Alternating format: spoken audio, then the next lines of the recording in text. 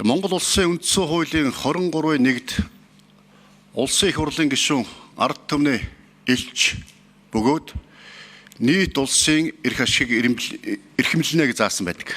Эрхэмлэн баримтлана.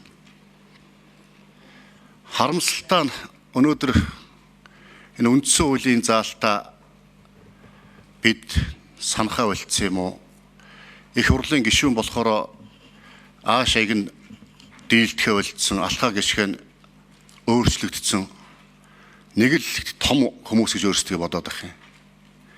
Бид өөрөختөө улсуудаа нийт улс иргэн улсын эрх ашиг эрхэмлэн баримтлах үүрэгтэй. Гадаад цас орж гин, өвөл болж гин. Малчт маань өвлийг яаж өнтөд авах гэж бас бүх асуудал болж гин. Иргэд маань төлөө түлшээ базааж байна. Засгийн газар цаг наргуу бас өдөр шөнөгүй бас одоо яаж улсаа гал алдуулахгүй байх вэ гэдэг дээр хичээгээд ажиллаж байна. Гэтэл бид энэ төрийн ордонд 9 сарын 1-нд өргөн барьсан төсөө 45 хоног хилждэггүй. Багш нарынхаа цалинг, эмч нарынхаа цалинг, ахмадуудынхаа тэтгэврийг нэмэх бололцоо боломж байна, юу байна гэж ярьдаггүй. Хойш нь тавьчихдаг. Гэмт хэрэгтэй тэмцэе.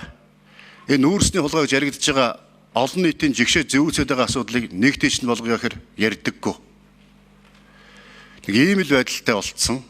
Тэгсэн мөртлөө одоо нэг хүний, нэг бүлэглэлийн, нэг намын одоо эрх ашигыг эрхэмлээд байгаа юм одоо хайшаа. Нийт иргэн улсын эрх ашиг яасан бэ? Үндсэн хуулинд өргөсөнд хангар хайцсан бэ? Одоо энэ төр улсаа бодъё л доо. Төрөөрөө тоглож одоо боллоо шүү дээ, хангалттай шүү дээ. Айлын хүүхдүүд, жоохон хүүхдүүд айл гэр болоо чулуугаар тоглодог газар энэ биш ээ. Энэ чи төрт ёс, түүхэн уламжлал, төрийн хууль дээдлэх ёстой газар аа. Энийг бас нэг сандаг, мэддэг, энэнийг бас баримтлахыг хичээдэг баймаар шүү дээ. Айл гэр болж тоглож байгаа юм шиг тэгэл засгийн газар огцруулна гэл дөнгөж 100 хонож байгаа засгийн газараа. Яаж дэмжих үү? Яаж сайн ажиллуулах уу? Яаж улс орныхоо эрх ашигыг эрхэмлэх үү? Яаж төрийн хуулийг дээдлэх үү гэж бодох ёстой байтал болоо юм биш үү одоо? Хууль ёс байхгүй болцсон. Бид тангараг өгөхдөө хуулийг чандлан сахина гэж тангараг өргөдөг. Засгийн газрыг огцруулах асуудал байн хууль зөрчиж байгаа. Дэгийн хууль, улсын их хурлын тухай хууль, үндсэн хууль. Нэг алах тамга барьчихаараа тэг алхаа гიშгэн өөрчлөгдөөд хуулийг өөрийнхөө тааллаар тайлбарладаг, үзмжээр асуудлыг шийддэг, ингэж хүч төрдөг.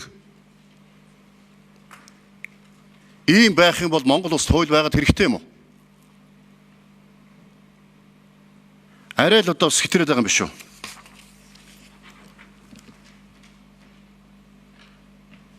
Асуудлыг ч бас ярилцаад ойлголцоод эвлээд тал талаас ярьж болно шүү дээ. Тийм байхгүй. Тэгэл ерөөсөл олон хоороо хүч төрнө гэдэг асуудлаар тэгэл. Бүлгээ хуралдуулаад асуудлаа шийдэхэд бүлэг нь хуралддаг. 2-7 хоног. Асуудлаа ярилцсан шийдэхээр шийддэггүй. Яахан юм бүлэгнэр зодтолгоос юм. Зодтолдог байж. Олон хоороо ойлголцоод асуудлаа шийдэж болд юм Батэрдэн дарга. Нэг ийм байдалтай одоо цэг тавьцгаая. Гадаа гал алдах гээд шүү нөхдөө. Төр улсаа бодё.